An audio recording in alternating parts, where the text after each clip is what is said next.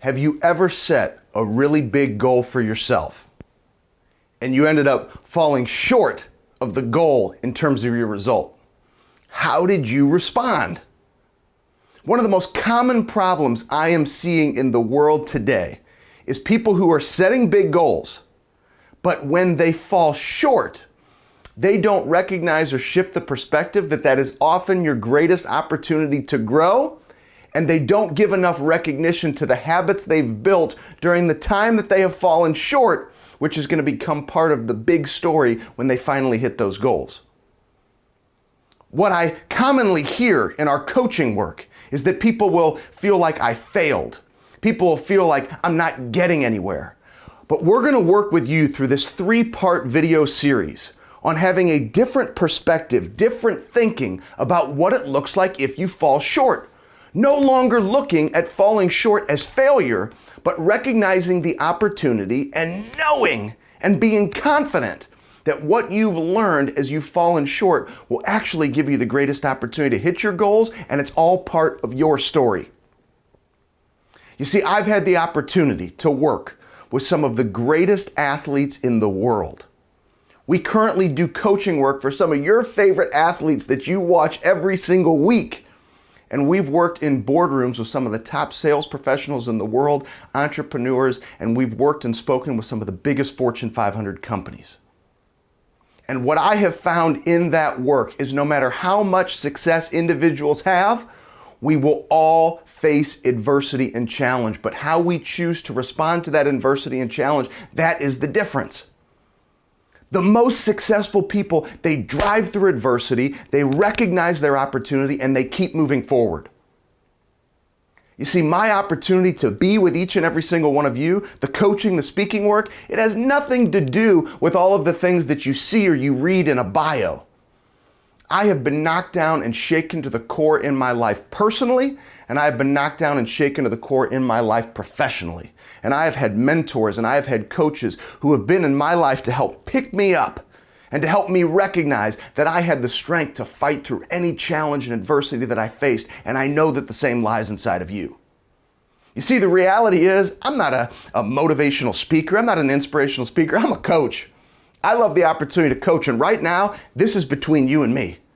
This is our opportunity to connect, to have a conversation about what's going to help you break through, what's going to help you get to the next level, and shift what you may look at as a problem if you've fallen short of your goals, to no longer hesitate to move forward if you've fallen short, but to recognize that it's your choices that are going to make the difference.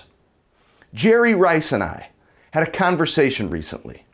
And he looked at me, and Jerry Rice, one of the greatest football players to ever play the game until Tom Brady did what he did in the last Super Bowl, right? Everybody used to say, Jerry Rice was the best. Jerry Rice looked at me and said, you know what I've never understood? How could somebody not give 100% when it's 100% their choice?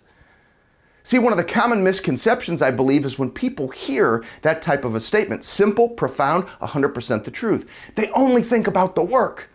But they don't think that it's also a choice in terms of how you respond to adversity and challenge. You see, I've been there with you. I've set those really, really big goals for myself and fallen short. And sometimes I didn't respond the way that I should have. And that's where the mentors and the coaches stepped in for me. You see, just because I work with world-renowned athletes and huge companies that you probably do a lot of business with, or some of your favorite companies that you buy products from, it doesn't matter. Right? What matters is what we choose to do, how we choose to respond. And I still need coaches. I still need mentors no matter who I work with. So are you open to exploring a new type of thinking? Because that's what this video series is about.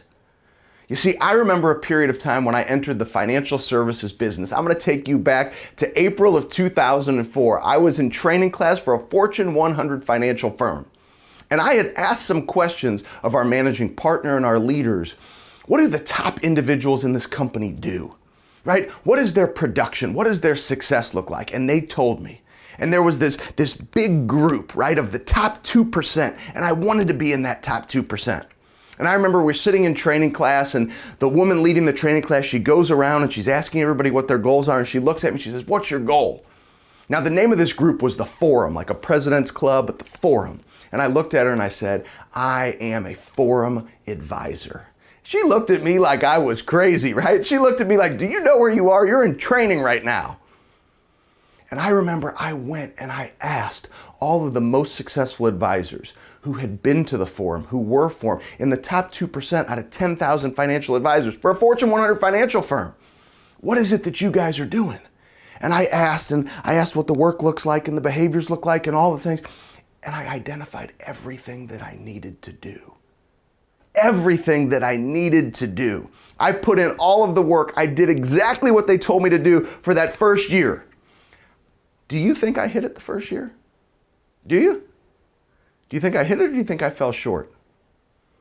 I fell short by a landslide. It was huge. The gap between Forum and where I landed was tremendous. Failure? Failure? People would have said you weren't even in the ballpark. But let me share something with you, and I don't share this to impress you, it's to impress upon the point. I fell short, massively short, of being in the top 2% in the entire company, but as a first-year financial representative, I finished top 5 in the entire country. You see, sometimes when you fall short, we only look at the big gap or maybe this huge goal, but we don't recognize or give ourselves credit for the actual growth that we had in falling short. So think about a time where you fell short. Are you looking at it as a problem or is it an opportunity? And what I want to do through this video series is help you understand that oftentimes when we fall short, there's an opportunity. See, that was an opportunity for me to figure out what happened. Why did I fall short? How can I improve? So I went back, I asked people questions, I went to the mentors, I went to the coaches. What are the things that I need to do differently? And I worked on it, I worked on it, I worked on it. And then all of a sudden, I went through a whole nother year, right? A whole nother year. I took the learnings, I asked the right questions, I had people help get me up off that mat of life through the challenge and the adversity. And guess what?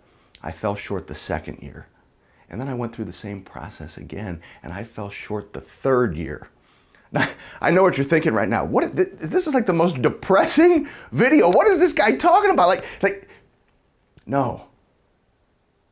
Remember I said I finished in the top 5? Well, guess what? I finished in the top 5 the second year. I finished in the top 5 for third-year representatives, and I started closing the gap for hitting that big goal.